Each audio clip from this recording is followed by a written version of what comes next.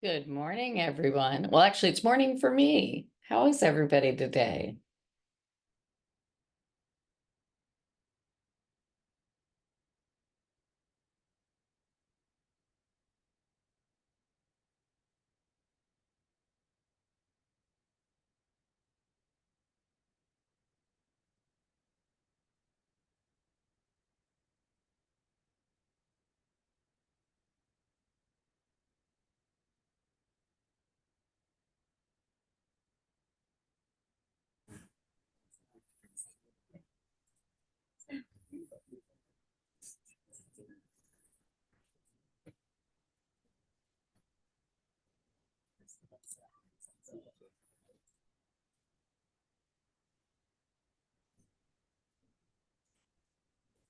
Okay, I think I can hear folks now. Hello. Hello. I'm working through some of the grumpiness that Zoom has at the moment, but I am almost there. Can you see me? Yes, we can see Okay. you. Trying to share my screen, which it's not liking.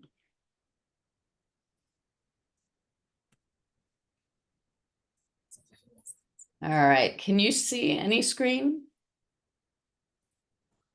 We have a white screen. A white screen.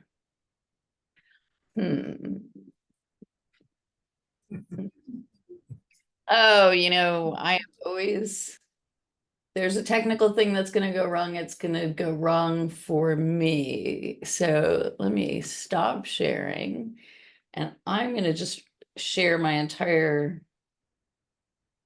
Oh, wow. Look at everybody there. That's so cool. Sorry. I'm like a little kid and it's very, very early here. So let me share once again. And let's see here. Any better? Yes, Yes, we have success. yes, we can see the screen now. Okay. And is it big enough, readable, all that stuff?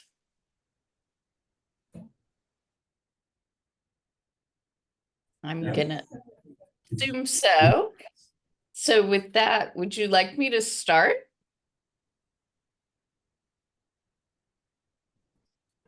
We were like, yes, but we had done a small introduction about you one more time. Or you, oh, everyone is welcome, Carl Willing, to the session. Okay. So I'm gonna speak with you. Hopefully, you've had a great conference. The schedule looked amazing. I'm very sad I'm not there to share it with you, but I want to talk a little bit today about leadership and about Python and some of the AI stuff that's going on, and share my perspective with you on some things in hopes that you will leave here with some ideas about how you can lead on your own. And with that, let's see here. Okay. So the theme of this conference was Python for economic and career sustainability. And thank you for everyone who's made this possible. It's not an easy thing to put on an event, and, make sure that you do thank each other and cheer for each other, because this is a celebration. Um, and I'm joining you from San Diego. I live in a little place near the beach, and unfortunately, right now it's very dark out. But that's what it would look like if it was daytime. So with that, I've done a number of things in both the Python and Jupyter ecosystems, as well as in industry. But that's not where I started. And it's not necessarily all of who I am. About 12 years ago, I was brand new to the Python community. I had programmed in other languages before, but Python was new to me. And I got involved with a project that helped people make their first contributions to open source. And I started by learning Django and was very involved in the San Diego Python community. We have a great local community, and that is really how I learned Python. And then, went on from there. So, um, all of our paths will differ. And I think what I'd like to do today is share some of the lessons that I've learned over the last 12 years while being in the Python community. And I want to do some things. First, I want to talk about what is a leader. And then I think one of the most important things that leaders do is they lead through change. Our world is changing every day, every minute, every second. And adapting to those changes is critical. I want to talk then a little bit about how Python can help you deal with change and along with AI. And heuristics is a fancy word for rules of thumb or things that let you make decisions more easily. And especially when your time is not, when you're limited on time. And then I'm going to wrap up and share what I hope you will go forward with, because I, in my heart, believe all of you are leaders and have the ability to lead today, tomorrow, and in the future. So with that, let's start by defining leadership. And I think when Joanna asked me to speak, she asked me to talk about leadership and core Python. And as I was putting this talk together, I was thinking about the different ways that people lead and the things they do to lead. And the African community for Python has been absolutely amazing in leadership in the last decade. And I think one of the most important things a leader does is they show up.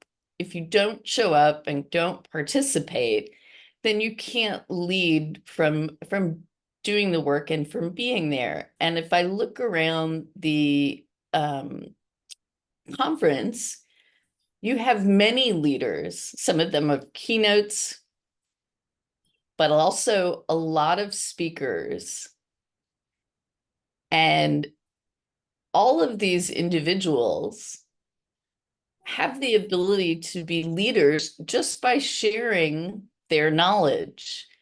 And if I go back to probably 2015, I had the opportunity to work online with a wonderful woman who was just getting started in her career. And her name is Aisha, and she has done so many amazing things to lead people in Django, in Jupyter, the data science ecosystem, and in systems. And she's someone I have huge respect for. And so, I think her sharing her knowledge has empowered many people in the PyCon ecosystem. Now, what else does a leader do? Well, a good leader welcomes individuals. Oftentimes, it can feel scary to walk into a new situation if you're not the expert, or you're a beginner, or you're shy, or you're tired and have come a long way to get to an event. And so, two people that I met early on were Kojo and Jay. And Jay was somebody who was in San Diego Python. He came, and I was just so impressed with his enthusiasm, his love for podcasting, and he was starting out with Python then. So it's been great to see him just thrive over the last decade. And Kojo is someone who I think has welcomed thousands and thousands of people at PyCon US and around the world. Um, so, what else does a leader do? A leader empowers people around them. And one of my heroines is Abigail. I think she has done an absolutely amazing job of creating role models, showing people pathways to lead and to learn. And I'm honored to consider her a colleague and a friend. A leader is also someone who gains strength through trust. Just because you're a leader does not mean you have power. You have to earn and keep that strength among you. And Marlene, who I believe did a keynote for you yesterday, was somebody I met back in 2018. I was doing a keynote at PyCon India, and she was doing a talk about the growth in Africa of Python in Zimbabwe and beyond. And I just have found her to be talented, optimistic, inviting, welcoming, and really changing the world globally for Python in the work that she did as a PSF director and also regionally. Another thing that I learned from my mentor early on, which was way back in the 1980s, I had an amazing mentor. And one of the things she told me was to work towards what's possible. And I had a great experience this past PyCon to meet two amazing women, Afi and Velda. They wanted to get involved in learning how to work with Python, to create in the language itself.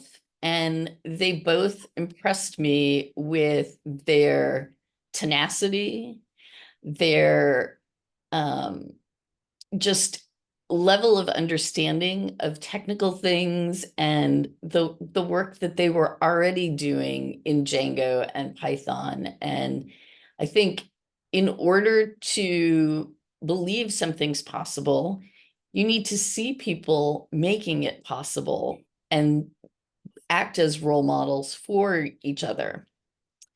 Another thing that I think is really important with a leader is recognizing that things don't always go exactly how you expect them to go.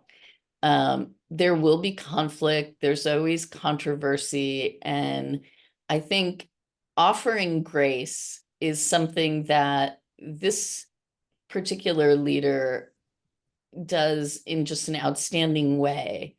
And I think most of you by now should know her. Joanna is another core developer and was a former PSF director and a fellow and a doctor.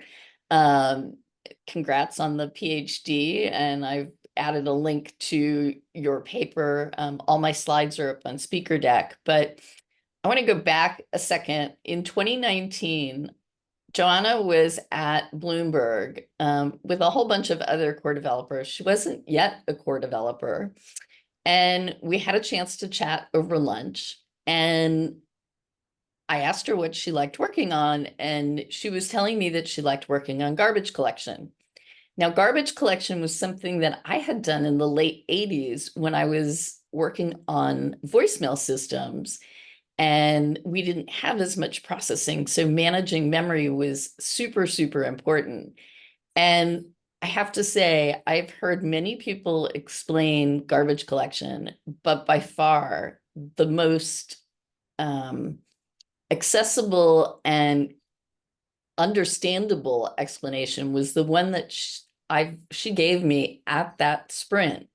You know, Joanna, you have a special place in my heart for many, many reasons, but I hope you know how much I value your leadership in the Python community. So just to recap, a leader shows up They share their knowledge, they welcome individuals, they empower people, they gain strength through trust, they work towards what's possible. And when things go wrong, they offer grace. And I think it's important to recognize that we don't do all of those things every day, and you don't have to do every single one to be a leader. You basically are each going to be individual leaders and do it in your style. That is what makes leaders special, is that they share of themselves and they share what's possible, and ultimately they're working for something better. So we're in this world where change is our daily challenge, and change is probably our biggest challenge when it comes to leadership.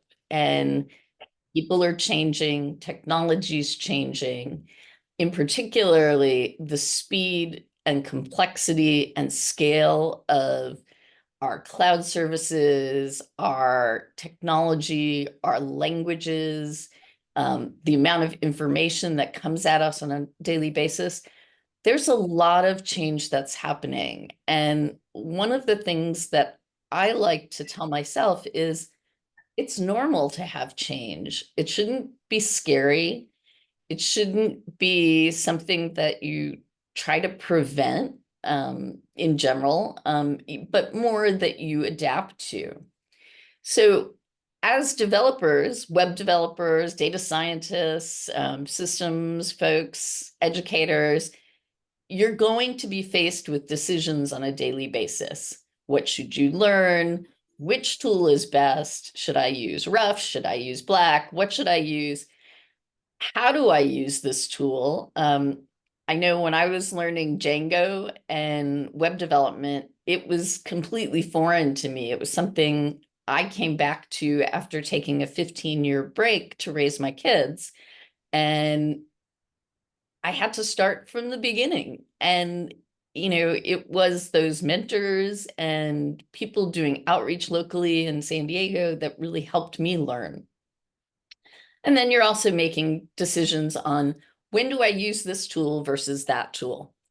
Well, I want to kind of put you at ease and say that time is on your side. It may feel like we need to be busy and do everything all at once, but in reality, paradigm shifts, things like AI, they evolve over time. In fact, AI has evolved over 40 plus years since the 1940s. But in particular, this one study that was done showed the growth of AI. And it was pretty steady state until the past year, where generative AI really kind of increased adoption because the tools were more accessible. And so I want you to think of your leadership, your career in terms of years, not just months or days, because one of the things that I think I'm most proud of is the little things that I have experienced day in, over months, and it's the accumulation of all these little things that have the impact over years. So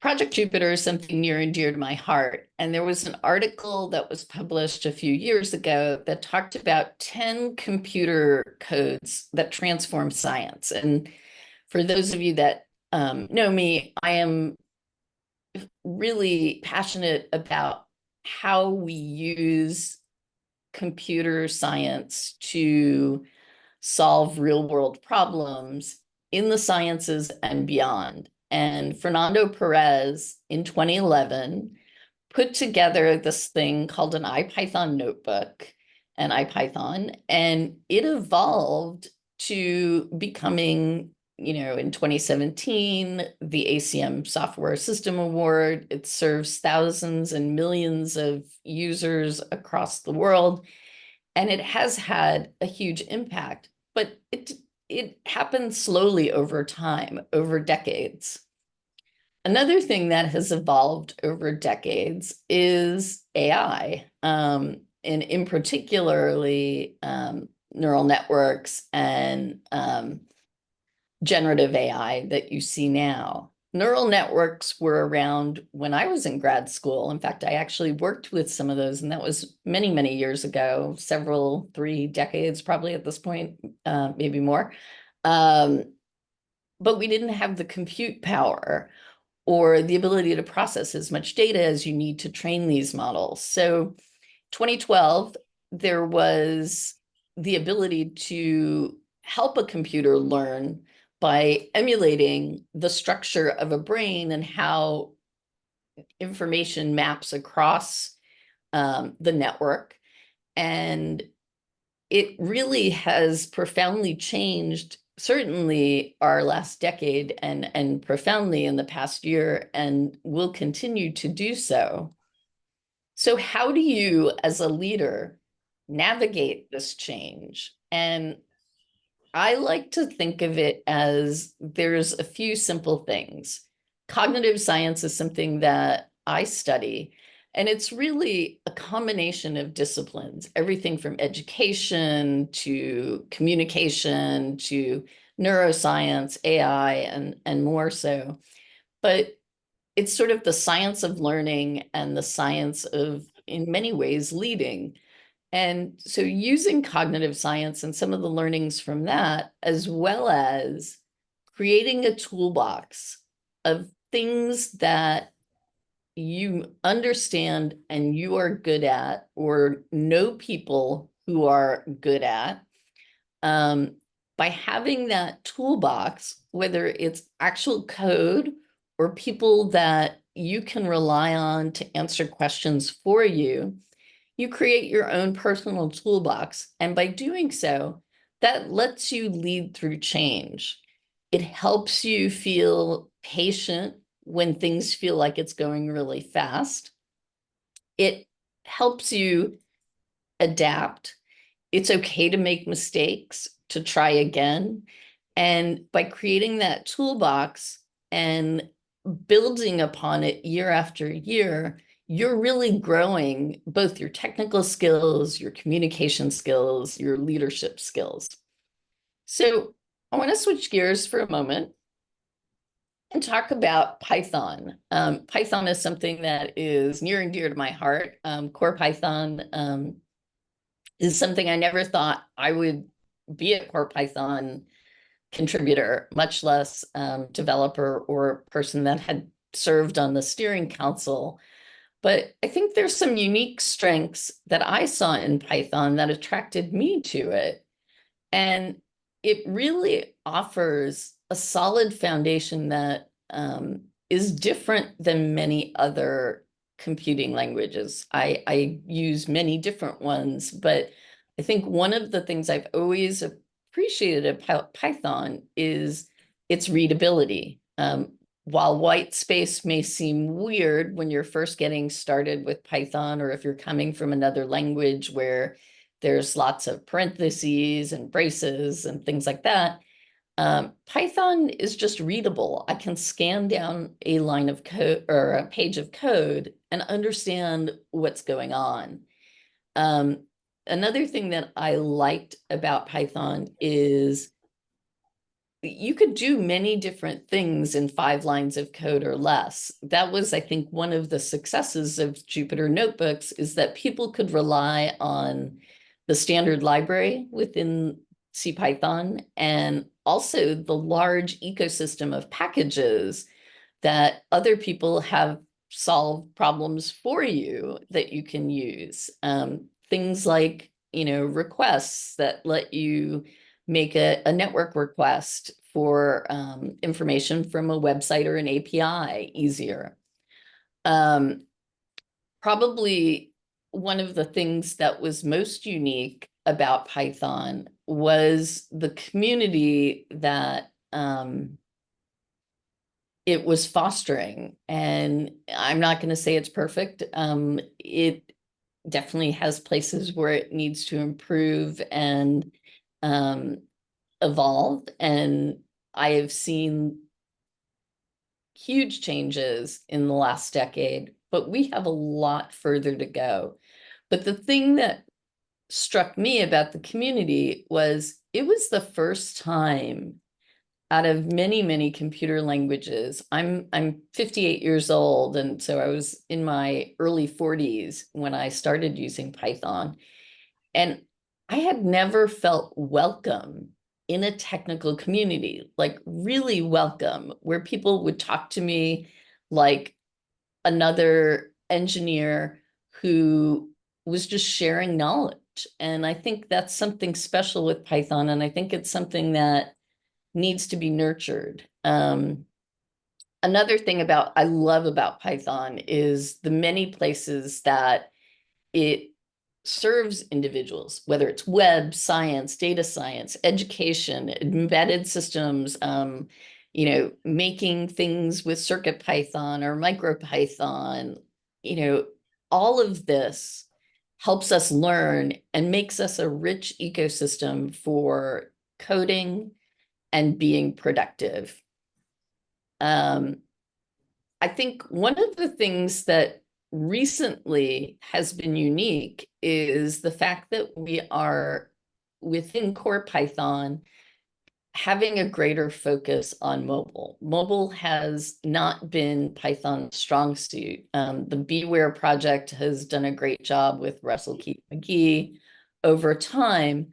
But I think this is, if people are looking for a way to get involved with core Python, I would suggest if you're interested in mobile, that may be a good place to reach out to Russell and see what you could do to actually help with that. And I know as our world gets increasingly more web-based and people are moving around so much, we're really relying on our phones for information and in many different ways. So I would say that's a great place for somebody who wishes to get involved with core Python. Now, I had promised Joanna that I would talk about how to contribute to core Python because I think I want us to have more individuals from many different places in the world contributing to core Python. And I can't do that all in one presentation, but I can share resources that I have shared. Data Umbrella is, if you're not aware, is a nonprofit that helps people learn how to program in data science. And it has many, many different workshops and events. They've been running these webinars for many years. This one links to, and I will give the link for all these slides later, so don't feel as if you have to scribble down the link, but it really is a process. And I think, I think one of the things when you have a language, you don't see rapid change in the language because you have to have backward compatibility. You're worried about security because everything is built on top of that language or using the language.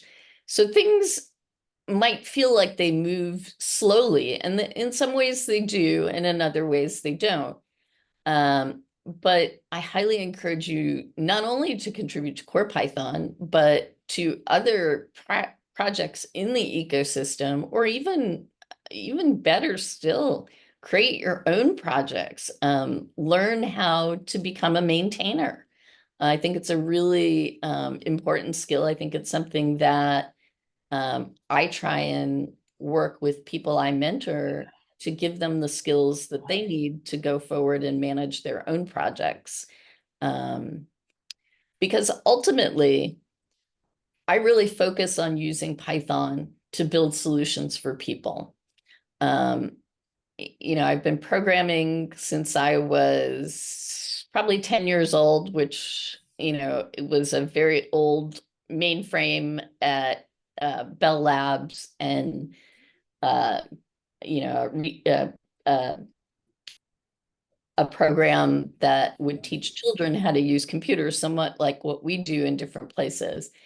And what always excited me about the technology was not just, oh, I could build something, but I could build a game, or I could build, something that would help me tell a story better, or would help a um, chain of stores move their inventory more effectively. So, or help, somebody who is a scientist at the start of COVID, to use the scientific tools more effectively to help find an immunization to help with COVID. So I think it's the solutions that really excite me. And I think or two of the things that I am most proud of in my career is the work that I've done on Jupyter Hub and my binder. Jupyter Hub was something that I got involved in at the start, and it's basically a way to give every person in an ecosystem access to a Jupyter notebook, so that they don't need to install it on their local computer. And sometimes Python can be a little challenging to install, especially back in 2018 when I gave that talk. And then my binder was something that we actually developed thinking that it would help us share academic papers. What we didn't anticipate was how useful it would be for teaching workshops and helping people learn Python, as well as some of the tools that we use within the Python ecosystem across all disciplines. And I had the opportunity in 2023 to watch Guido get the NEC CNC prize, which is sort of like a Turing Award or a Nobel Prize of Computing. It's super prestigious, and I had the opportunity to give a talk about what I thought about was unique about Guido and Python. And I think several things impressed me about Guido himself. His technical vision to inspire continued innovation and execution of ideas. His leadership that creates a shared and collaborative developer experience. And thirdly, his humility and his trust in the community to evolve and improve the language to meet modern challenges and scale. Python's a 30-year-old language, and it's, I think, destined to go another 3 decades.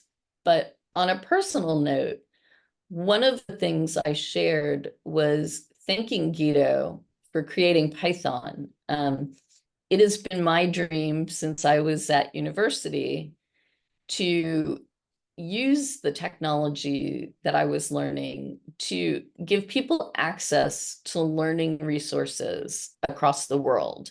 I'm a huge advocate for knowledge helps us grow. It helps us solve problems.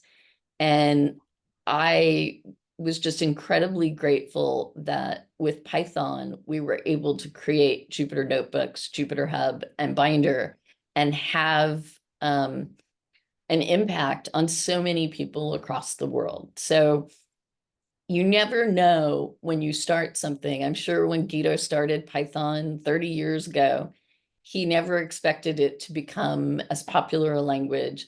And it's taken a lot of effort and work by many different people. And so, leadership comes over time. And I think Python has some really great examples of that. So leading with Python, we've got many different strengths. We have ways to improve performance and work with other languages, and really focus on users' success with Python. Now, AI is something that is interesting because there's a lot of hype and, oh my gosh, is it going to take over and do my job for me, or will it put me out of a job? And personally, I don't think so. And I think there are things that require a lot of critical reasoning and thinking about, when should I use AI? How should I use AI? And a lot of that we're just starting to figure out. And I want to give you a couple examples of this. On the left-hand side is a sea star. I live in the beach community, so I go down to the beach quite often and really enjoy looking at the tide pools and thinking about, the ecosystems within the different sea life. And on the left is an actual picture. On the right is a generative AI image. And, they look kind of similar. They look, the one on the right looks pretty good. Now, it's great that it could generate images, but I did another test a while ago, and I basically said, create an image of a woman with Alzheimer's. And the woman on the left was my mom. She was sweet and pleasant. And she took joy in music and holding stuffed animals and things that were soft. The image on the right was generative AI. It really disturbed me because it didn't show what my experience with Alzheimer's was. And I think one of the things that I like to see or question whenever I'm using any type of generative AI, whether it's an LLM or, images or whatever, is it accurate? Am I getting accurate information back? Is it biased? I would say in this case, the image was definitely biased towards, it being a horrible thing to have Alzheimer's. And then what conclusions can I draw from the information that I'm getting back? Can I rely on it? What is it good for? What is it not good for? And so ABCs, I think I put together a few ABCs about AI itself. And AI is a tool. It is not a person. As a person, you choose your AI tool. And recognizing that AI tools have limitations. You need to, much like if you're doing carpentry, you fit the tool to the job that you have at hand. And I think one of the things that's absolutely critical is to minimize the harm done by the tool. With great power, which these LLMs have, comes great responsibility. And I think that is one of the most important things as leaders of this new technology we can look towards. For those of you that are just getting started with large language models or want to learn more about it, basically, in some ways, it's a black box. I put input into this black box and I get some output back. Jeremy Howard, who's a friend, has really probably one of the best technical overviews of what a large language model is. Essentially, it's a lot of probability and statistics, and the probability that something is one thing versus another. And so I would highly recommend you diving into those. I think Brandeis Marshall is somebody who has done amazing work. She's written a book about algorithmic thinking and how it impacts humanity. And I think she was spot on when she said, understanding is key, and that we're all data people. We need to understand the context, the use cases. And she lays out a plan of how to do that in our communities, which I think is sort of unique. So one of the things that I've been super interested in is how can we use AI to accelerate science, and in particular, the biosciences. Chan Zuckerberg Initiative is doing a lot of work with mapping the human genome and cell. One of the thoughts is that when you can simulate the response of cells and organisms, you can then test more drugs quickly, algorithmically, than you could if you did a human trial. And so hopefully the hope is that it will help, find, causes of diseases and solutions and modifications. And it was too late to help my mom, but I'm really, optimistic that it will help many other people. So leading with AI, you need to recognize that LLMs are tools with trade-offs. There are many great benefits. There are also some pitfalls. And I think my general rule of thumb is when using a tool, really understand what that tool is good for, and where it starts maybe not being the most effective way you can do something. Which leads me to my last topic, which is leading with heuristics. And what are heuristics? Heuristics are time-saving tools that are based on real-world experience. Oftentimes, they can be super effective when information is unknown.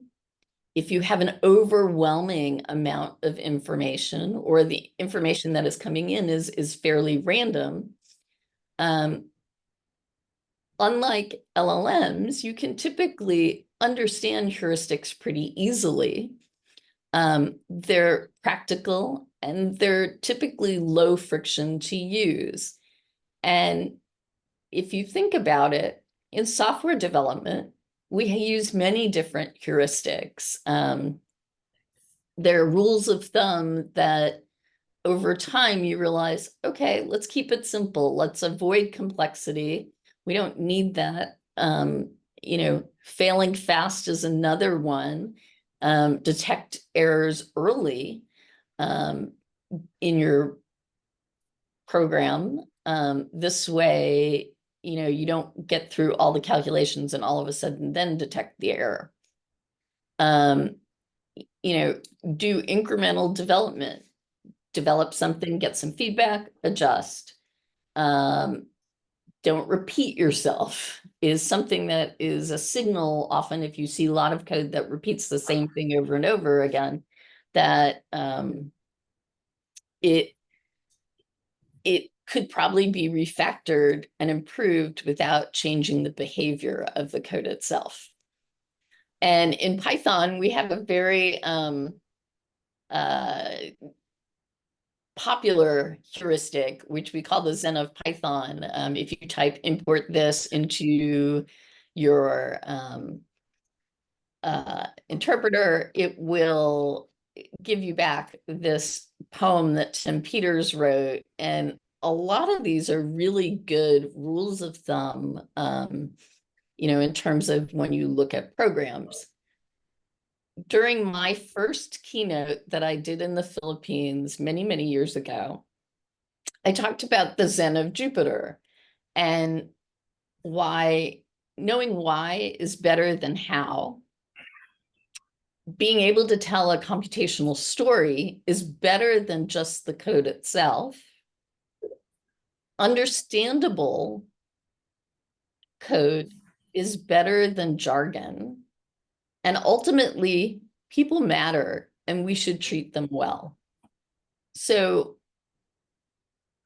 I sat down several times with some key language developers and creators, and we talked about many different things. And one of the interesting things was many of the responses that they gave me talked about the heuristics that they had learned when dealing with technology, whether it was code or people in the community.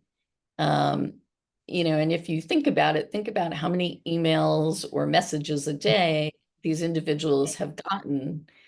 They need to have some rules of thumb in order to make progress and move forward and create the languages that many of us have used and enjoy using. I want to leave you with a problem-solving acronym that I have found useful when I hit a roadblock or an obstacle. And basically, how do I overcome those obstacles? And this is actually, verified by science and social science, but you can substitute things. You can combine them in a different way. You can adapt your code. You can modify it. You can put something that was useful for one discipline. Maybe maybe something in physics is also useful in economics. You can eliminate something. How does that change the problem? Or you can reverse the order in which you do things. That may change your solutions as well. And so kind of keeping that word scamper in mind helps me, like when I get stuck and, I can talk to my little rubber ducks, but I can also try these tips as well to get past a problem. And this works for, people as well as code. So I think people think differently and work differently than computers. And I think as a beginner, you reason about code. You kind of go through programs line by line, trying to understand what each line is doing. Whereas experts can recognize patterns in code that they've seen many times before. And that allows them to have a different experience, which is, Heather Crawford at Bloomberg did a great talk at PyTexas and also at PyCon about what's challenging if you're learning Python, and especially if you're coming from another language. And I highly recommend, if you're learning Python or really any area of Python, to kind of give that a look, because I think it will give you an interesting perspective on things. So when leading with heuristics, you're really trying to save time when a problem is large and has a lot of uncertainty. Using these rules of thumb help you make reasonable decisions that are grounded in real world experience and are effective to apply. So we've gone through a lot, and thank you for kind of hanging with me on this. But learning to be a leader is something that I feel we all have the capability to do. And whether you're leading your own family or leading your local community or a particular area of technology, there are many ways we lead. And Python, AI, and heuristics are just one part of that.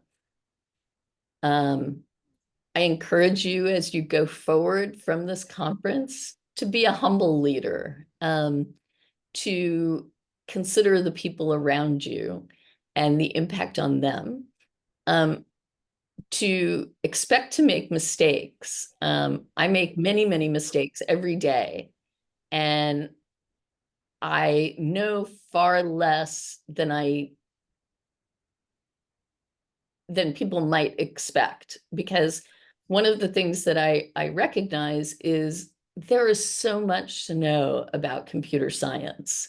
There's no way one person can know it all. Even Guido does not know everything about Python. So it's okay to make mistakes. And it's what you do after you make that mistake that is the important thing. You know, do you correct it? Do you own your mistake? And I highly encourage you. This is something that I have learned over many decades, is to really value your time and energy and follow your passions. I would not still be here in tech if it wasn't something I absolutely love in terms of creating things for humans. And that brings me incredible joy. It brings me huge amounts of joy when people use the things that I've created to create even better things. So as a leader, remember, adapting to change and thriving is super important, and you don't have to go it alone. You have many different rubber ducks that can help you, or friends for that matter. And remember that it's up to you and what you do to impact your world. Donald Knuth is somebody who is very famous within the computer science ecosystem. And I really liked what he framed way back in 1984, which is we instruct computers what to do. But if we focus on explaining to human beings what we want a computer to do, we likely will get even more impact than before. So PyCon Uganda, it has been my absolute pleasure to join you, and I wish I was there to meet each of you in person.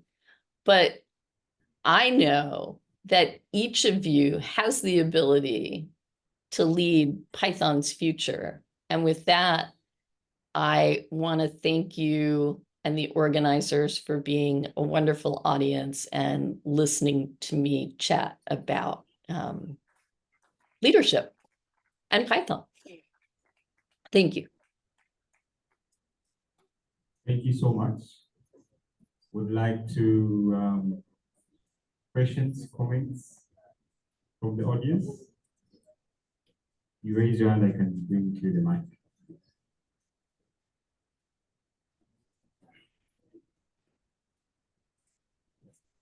Comments, feedback.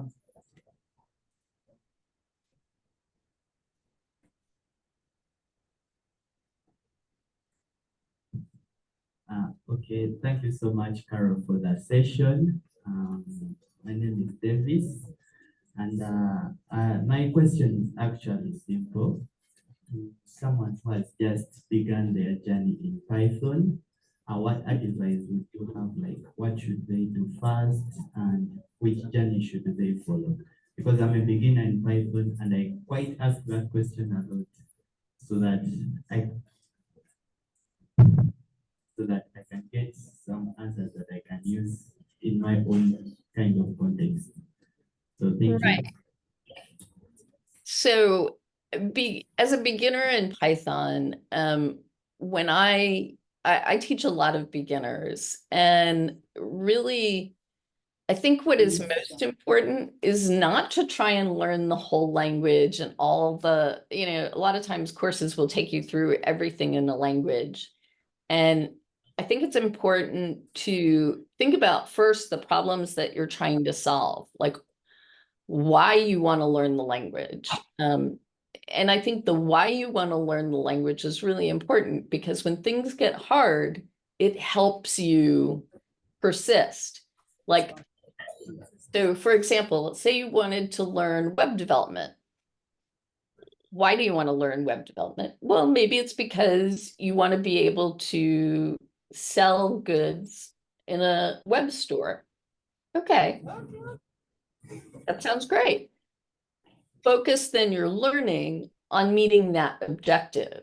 There are many resources and many beginner Python courses that it gets overwhelming as to which one is best, which one should I use, am I using the right one? And oftentimes, what I encourage people to do is really start coding, start using the language to do small tasks and then build upon it. And I think this is a place where your community, whether it's local to you or an online community of peers, like PyLadies is a great example, where you can ask questions and get input from people who've already kind of faced the same learning challenges that you faced.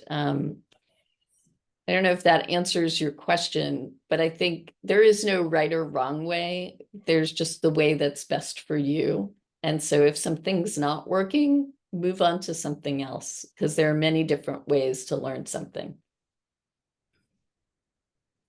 Yeah, thank you. We have another question. Sure. All right. So my name is Tobias. And since you're talking about leadership, I have a very important question about leadership.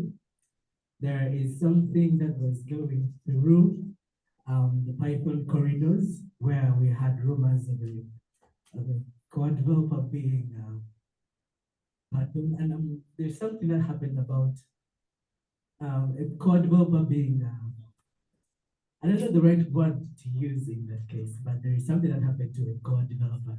And the question about leadership is how did the steering council know how to handle this situation? Was it the right way of handling such a situation? In terms of leadership, how do leaders handle other leaders, especially prominent people like core developers in the community? Right. How do we handle such situations? So this is an outstanding question. I think, recently there was a proposed bylaws change of the Python Software Foundation that then had a series of mail message chains as well as discourse chain messages. And there was different perspectives on things. And I think having different perspectives on things is a good thing. And listening to people who have different viewpoints than you have is critical. I'm not going to weigh in on whether I think this person should have been suspended or not, because I don't have all the information that the steering council has. However, my personal interactions with this person that was suspended have always been thoughtful and respectful in a mutual respect. And I think as a leader, it's really important to treat people how you would like to be treated, and also to put yourself in somebody else's shoes as you look at something. As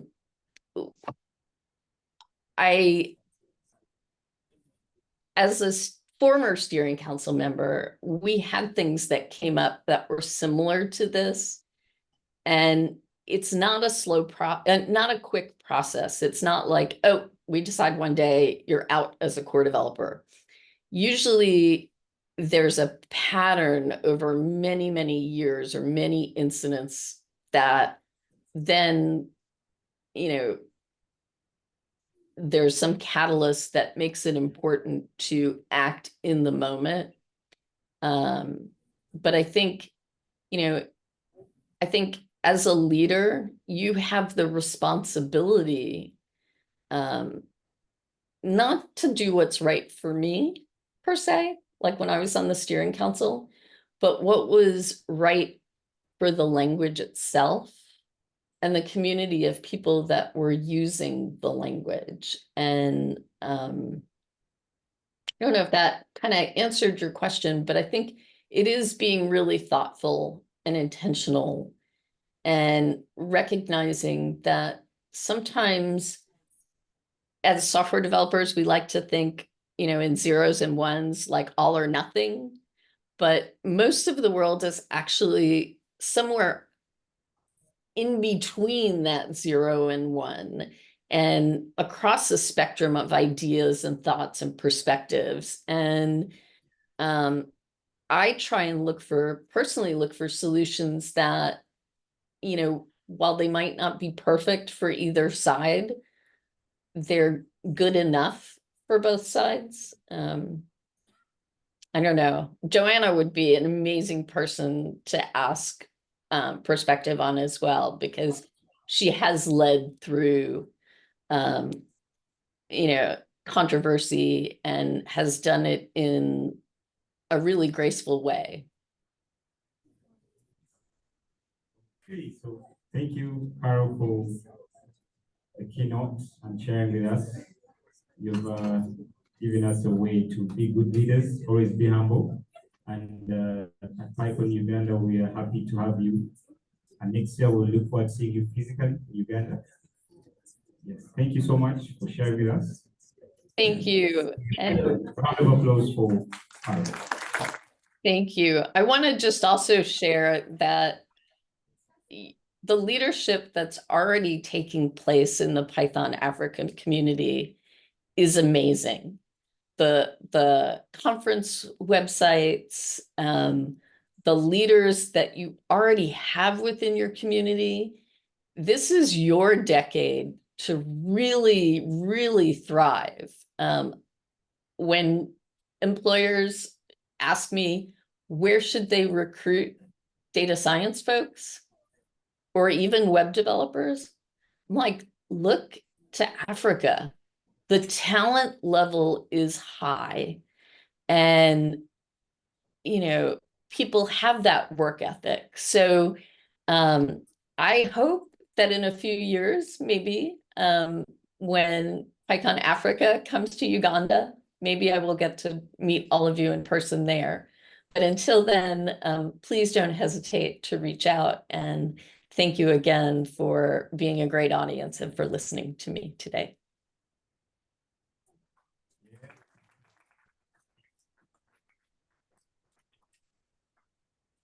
Okay, so thank you so much, Carol.